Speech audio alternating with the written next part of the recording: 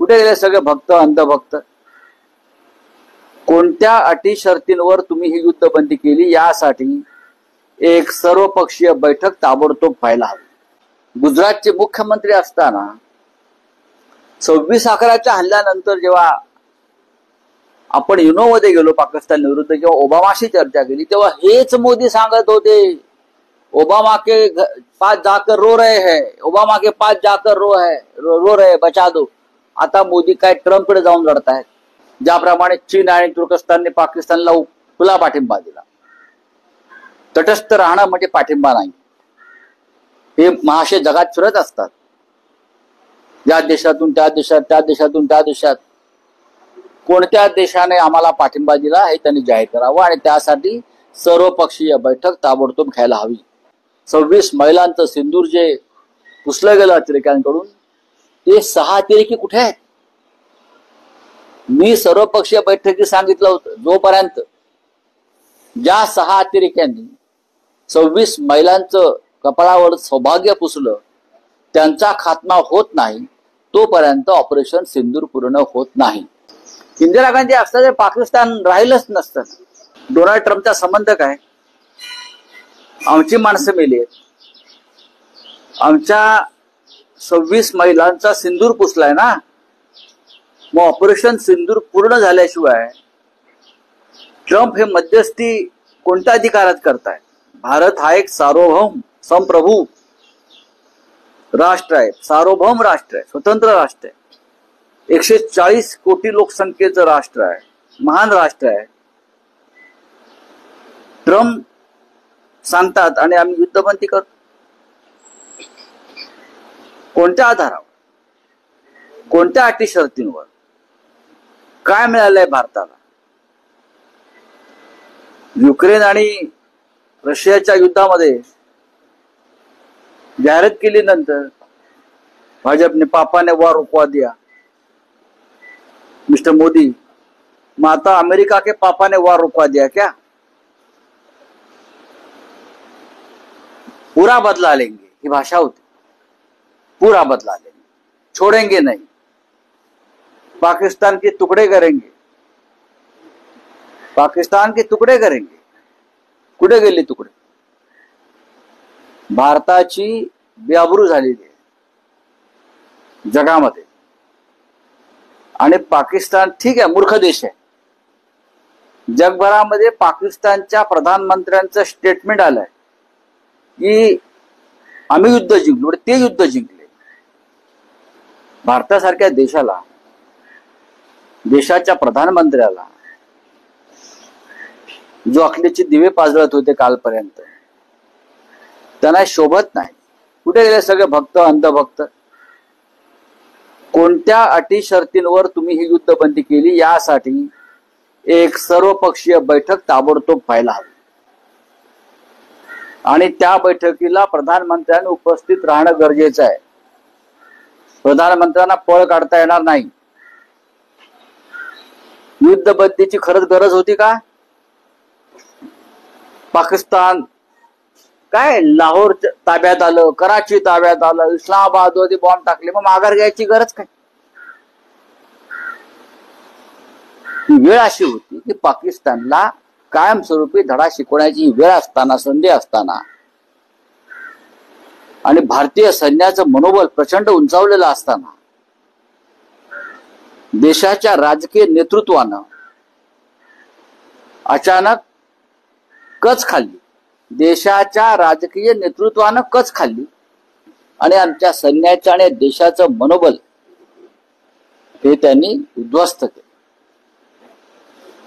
कोणासाठी?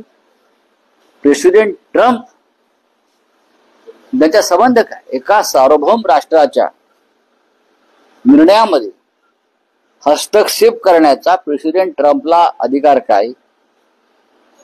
आणि जे मिस्टर मोदी गुजरातचे मुख्यमंत्री असताना 26/11च्या हल्ल्यानंतर जेव्हा आपण युनोमध्ये गेलो पाकिस्तान विरुद्ध, जेव्हा ओबामाशी चर्चा केली तेव्हा हेच मोदी सांगत होते, ओबामा के पास जाकर रो रहे हैं, ओबामा के पास जाकर रो रहे बचा दो। आता मोदी काय ट्रम्पकडे जाऊन लढतायत। अमित शहा ट्रम्पकडे जाऊन लढतायत. या देशाचा हुतात्म्यांचा, ज्या 26 माय भगिनींचा सिंदूर पुसला गेला, त्यांचा त्यागाचा केलेला हा अपमान आहे. हे सिंदूर बिंदूर हे सगळं राजकारण झूट आहे त्यांचं. मी आता स्पष्टपणे सांगतो, काही माघार घ्यायची गरज नव्हती. या क्षणी जेव्हा आपण एका टोकाला जाऊन पोहोचलेलो आहोत, तेव्हा अशा प्रकारचा अवसानघात करणं हे कोणाच्या तरी दबावाखाली कोणाला तरी फायदा पोचावा यासाठी ही युद्धबंदी जाहीर केली. भारत सरकार कोणाला वाचवत आहे? ट्रम्पला मध्यस्थी घालून पाकिस्तानला की लाडक्या उद्योगपतीला? भारत सरकार ट्रम्पची मध्यस्थी स्वीकारून, मुळात ट्रम्प कोण? नुकसान भारताचं झालेलं आहे. नुकसान जम्मू काश्मीर मधल्या आमच्या अनेक राजौरी, पुंछ सारख्या गावांचं झालेलं आहे. पाकिस्तानच्या हल्ल्यामध्ये आतापर्यंत 20 सिव्हिलियन्स ठार झालेले आहे. नुकसान पाकिस्तानचं झालंय का? मग ट्रम्प आणि इस्रायल आणि गाझातलं युद्ध का नाही थांबवलं? ट्रम्प यांची मध्यस्थी जर मान्य केली जाते जगात, मग गाझा पट्टी बेचिराग केली. गाझा पट्टीमध्ये लाखो लहान मुलं, बालक, वृद्ध, महिला या बेचिराग केल्या. एक देश उद्ध्वस्त केला. आणि ट्रम्प हे ठामपणे इस्रायलच्या मागे उभे राहिले. पण या वेळेला ट्रम्प, मोदींचे मित्र ट्रम्प, माय फ्रेंड डोनाल्ड, हे भारताच्या मागे उभे राहिले का? नाही उभे राहिले. दोन्ही देशांशी आमचे चांगले संबंध आहेत म्हणाले. जगामध्ये भारताला मित्र नाही. 500 देश मोदी फिरून आलेत, पण भारताचा मित्र कोण त्याने सांगावं. म्हणतात ना, मी 180 देश फिरलो, मी 200 देश फिरलो, मिठ्या मारतात. ठामपणे या युद्धाला पाठिंबा देणारा, भारताच्या बाजूने उभा राहिला त्यांनी देश दाखवावा. ते नावं घेतो जपानचं, पुतीनचं, याचं त्याचं, की होय भारताच्या युद्धाला आम्ही पाठिंबा देत आहोत. ज्याप्रमाणे चीन आणि तुर्कस्तानने पाकिस्तानला खुला पाठिंबा दिला. तटस्थ राहणं म्हणजे पाठिंबा नाही. हे महाशय जगात फिरत असतात, या देशातून त्या देशात, त्या देशातून त्या देशात. कोणत्या देशाने आम्हाला पाठिंबा दिला हे त्यांनी जाहीर करावं. आणि त्यासाठी सर्वपक्षीय बैठक ताबडतोब घ्यायला हवी. आणि अमेरिकेच्या पापानं वॉर का थांबवलं आमचं? हा त्यांचा पापा असेल, या देशाचा पापा नाहीये. तुम्ही पापा घेत बसा त्यांचा, आम्हाला काय पडलेलं नाहीये. पण या देशाची बेआबरू झालेली आहे. या देशाच्या भावना दुखावलेल्या आहेत. 26 महिलांचं सिंदूर जे पुसलं गेलं अतिरेक्यांकडून, ते 6 अतिरेकी कुठे आहेत? मी सर्वपक्षीय बैठकीत सांगितलं होतं, जोपर्यंत ज्या 6 अतिरेक्यांनी 26 महिलांचं कपाळावर सौभाग्य पुसलं त्यांचा खात्मा होत नाही, तोपर्यंत ऑपरेशन सिंदूर पूर्ण होत नाही. कुठे आहेत ते 6? काय करतात ते लोक? कोणी गुडघे टेकले म्हणायचे? दुर्दैव आहे आमचं की असे राज्यकर्ते आम्हाला लाभले. लोकांना इंदिरा गांधींची आठवण येते. पहा तुम्ही समाज माध्यमात, इंदिरा गांधींनी निक्सनचा दबाव झुकारून लावला होता 1971 साली. अमेरिकेचा प्रेसिडेंट निक्सनने हस्तक्षेप करण्याचा प्रयत्न केला होता. तेव्हा इंदिरा गांधींनी सांगितलं, तुम्ही कोण आमच्यामध्ये हस्तक्षेप करणारे? आम्ही एक सार्वभौम राष्ट्र आहोत, स्वतंत्र राष्ट्र आहोत, तुम्हाला अधिकार नाही. तुम्ही हवा तो निर्णय घ्या. तुम्ही पाकिस्तानला मदत करा, नाही तर अजून काही करा. आम्ही पाकिस्तान बरोबर युद्ध पुकारलेलं आहे आणि ते टोकाला नेणार. इंदिरा गांधींनी युद्ध टोकाला नेलं आणि पाकिस्तानचे 2 तुकडे केले. खरं म्हणजे नरेंद्र मोदींचा राजीनामा मागायला पाहिजे त्यांच्याच पक्षातल्या लोकांनी. नरेंद्र मोदींना पदावर राहण्याचा अधिकार नाही. त्यांनी देशाचे विश्वासघात केलाय. आणि सगळ्यात आधी अमित शहाचा राजीनामा यायला पाहिजे. आजही ते 6 अतिरेकी सापडलेले नाहीत. ते गृहमंत्री असताना 26 महिलांचं सिंदूर पुसलं गेलंय. कसलं ऑपरेशन सिंदूर करताय तुम्ही? अमित शहाना पदावर राहायचा अधिकार नाही.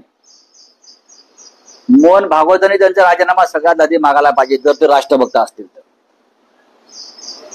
मोहन भागवतांनी प्रवचन देऊ नका नुसते आम्हाला.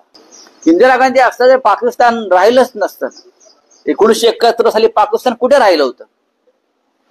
पाकिस्तानचे 2 तुकडे करून नवीन राष्ट्र निर्माण केलं आणि पाकिस्तानचं 90,000 सैन्य हे आमच्या समोर, किंवा टीव्ही नव्हते पण आम्ही ते युद्ध पाहिलेलं आहे, आमच्या समोर 90-92,000 सैन्य, जनरल जेकब समोर, माणिकशा समोर, जगजीत सिंग अरोरा समोर, जनरल यांच्या समोर गुडघे टेकलेलं सैन्य आम्ही पाहिलं आहे. अजूनही ते फोटो आपल्याला मिळतील पहा. हे काय करतायत, त्यांनी काय केलं? हे पंडित नेहरू, लालबहादूर शास्त्री, इंदिराजी, राजीवजी, हा ह्यांच्यावरती फक्त घाणेरड्या भाषेत टीका करत राहाल तुम्ही. त्यांच्या पायाचं तीर्थ पिण्याची लायकी तुमची नाही, एवढंच मी सांगेन. शहबाज शरीफचे यांनी असं म्हटलं आहे की सिंधू करार असेल किंवा काश्मीर प्रश्नावरती नव्याने परत एकदा चर्चा होईल. बघा, हा विषय नंतरचा आहे. शहबाज शरीफने असंही सांगितलं आम्ही युद्ध जिंकलो म्हणून, असे बोलले आहेत ना ते. पाकिस्तान ओन द वॉर ते बोलले आहेत ते. आज ही हिंमत कशी होते? पाकिस्तान सांगतोय आम्ही युद्ध जिंकलो म्हणून. कुठे गेले तुमचे मिसाईल्स? कुठे पडले? मग एवढे मिसाईल टाकले ना. रामदेव बाबा तर लाहोरला पतंजलीची फॅक्टरी काढणार होते जाऊन लगेच.